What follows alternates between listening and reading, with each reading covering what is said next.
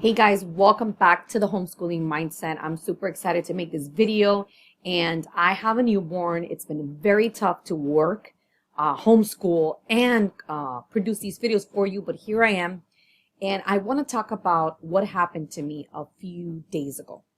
I had a full-on breakdown.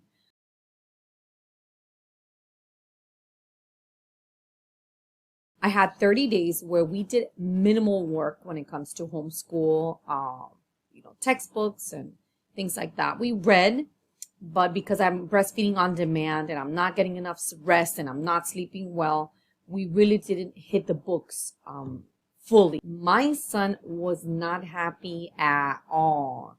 We struggled so much to get back on track and back in the groove of the homeschooling routine that we had prior to the baby coming.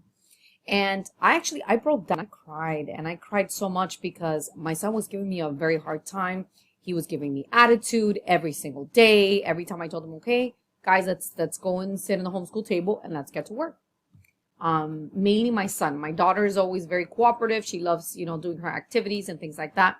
Most I'll take with my son is 3 hours. And that's with breaks in between and snacks and all that good stuff. I had a conversation with my son. And at the end, I removed his phone and he started writing letters. And he started writing letters to me. And in that moment, I couldn't help but question myself. Was I too harsh?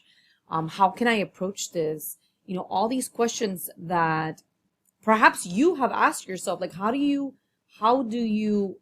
respond to this a situation where they don't want to read, they don't want to do anything. And I took a break. We took a break for that day, and we had a conversation with him that night when my husband came. And then what did I do? As soon as he went to bed, I started reading. I am a firm believer that there is no other person or figure that is well researched than a homeschool mother or homeschool parents. And I started researching, how can I go about this? So what can I do? What can I say to turn this around? And the truth and the reality is that a child is going to be a child. He's not going to want to do his work, especially when he had a break. And he didn't want to jump back. So I kind of lost sight of the fact that he hadn't done much for 30 days. And this is what I want to talk to you guys about. We can't lose sight of the importance of transitions. I did not ease him into homeschool. I really wanted to do everything just because I felt like we were falling behind. And that's another thing that I want to bring up. It's okay to fall behind. That's the beauty of homeschool. And although I know this, I have to remind myself, and I realize that, wait a second, this whole homeschooling journey, I have to remind myself of a lot of things because I began, and we all do this, and very important for you to listen to me right now. We all parent at one moment or another. We parent from a place of fear.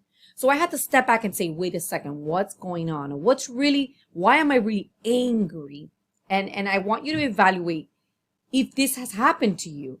Have you parented from a place of fear? Have you homeschooled from a place of fear?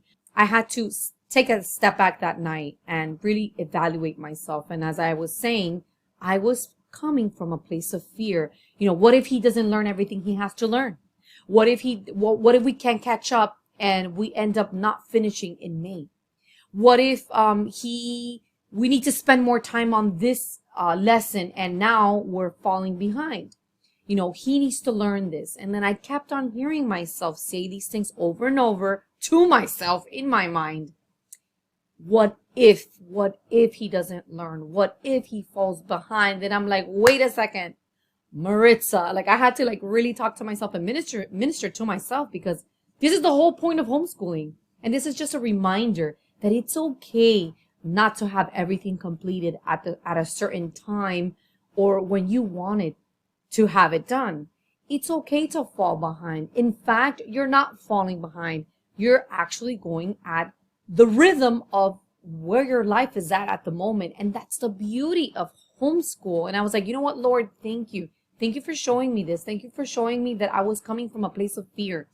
When we move from homeschooling from a place of fear to a place of faith and having faith that your child, believing in your child and knowing that he or she will learn at their pace. They will learn at their time, that we can take our time. We don't have to finish in May. We don't have to finish in June or go at the same pace that the public school system is going at that same rate.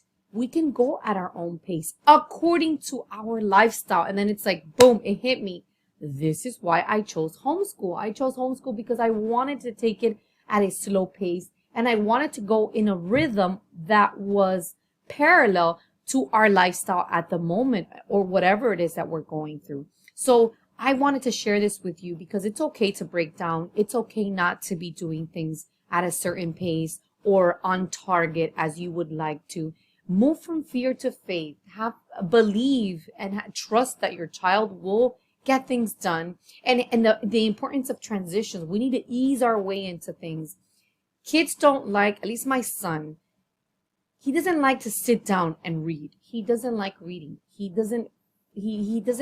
It's not something that comes natural to him. And he loves it when I read to him. And I have to keep those things in mind. And that's why I'm sharing this with you today. You need to keep those things in mind. Whenever your child is fighting back, instead of responding with an outlash, start thinking about why is it that you're angry? Not so much why he's angry. You already know why your child doesn't want to get any work done. I mean, kids want to play. They want to have fun. They want to enjoy themselves with whatever activity they like and they enjoy.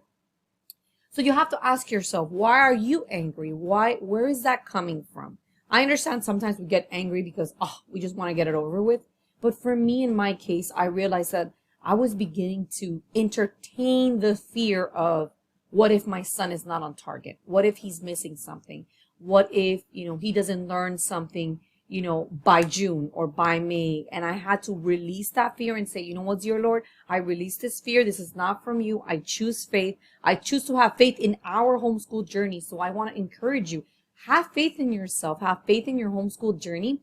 God is in control. And if you have experienced a breakdown, or if you too have learned that a transition into, going from not doing any work to doing some work, especially when it was 30 days or maybe 60 days, I don't know, several weeks where you did nothing. What are some transitions that you tried?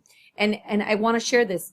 The transitions that I began to apply the day after was doing the things that he enjoys, such as me reading to him, me talking to him, expressing our emotions on paper, having him write, having him journal, those things just to ease him into the writing, ease him into the reading. And guess what?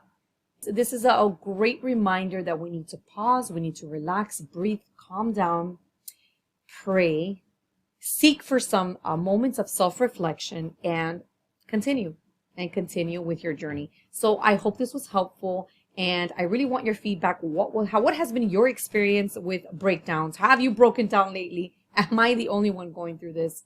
So thank you so much for listening. Subscribe to this channel. God bless.